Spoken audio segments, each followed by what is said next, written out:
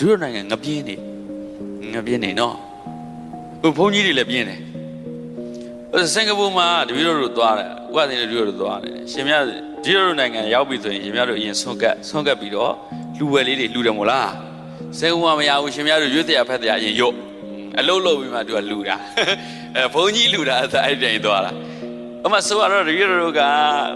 ကော်ဖီလေးတစ်ခွက်တောက်တယ်ဗျာနော်ကော်ဖီတစ်ခွက်တောက်တာ$8ဆိုတော့စင်ကာပူဒေါ်လာ$2ပို့တယ်ဇွဲတို့လေးကကိုဒေတာမလို့တော့မဟုတ်တနာစရာကောင်းလို့တော့မဟုတ်ကိုစိတ်ပေးကျင်လို့ဆိုပြီးတော့အဲ့ကျန်တဲ့$ကိုပေးခဲ့တယ်ပေါ့ tip money ပေါ့အပုံငွေလေးပေးအဲ့နှစ်ထောင်ချမှာတော့စင်ကာပူမှာအလကားမပေးရ$1000သားတော့အလကားမရတခုခုတူဆိုးပြမလားကပြမလားပုံဆွဲပြမလားတခုလှုပ်ပြပြီးမှ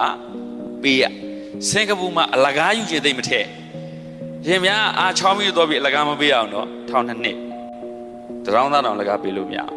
သပွဲတို့ဝိတာဆိုပြီး tip money ပေးလို့မရတကဘာလုံးမှာ tip money တားထားတာစင်ကာပူနိုင်ငံမှာရှိအမေရိကန်တော့ tip money ပေးလို့ရ TIP tip money ညနေမဆိုးသလောက်လေးပို့တယ်လေရော့ကွာမင်း$50ဟိုတပြားတော့မပေးရအဒီပြတို့ဘိုးဘွားရိတ်တာတွေပါတွေသွားလူမယ်မို့လားအနေဆုံးဟိုကတစ်ရှူးလေးဖြစ်ဖြစ်သူပြန်ပေးတယ်ဘိုးဘွားတွေအစား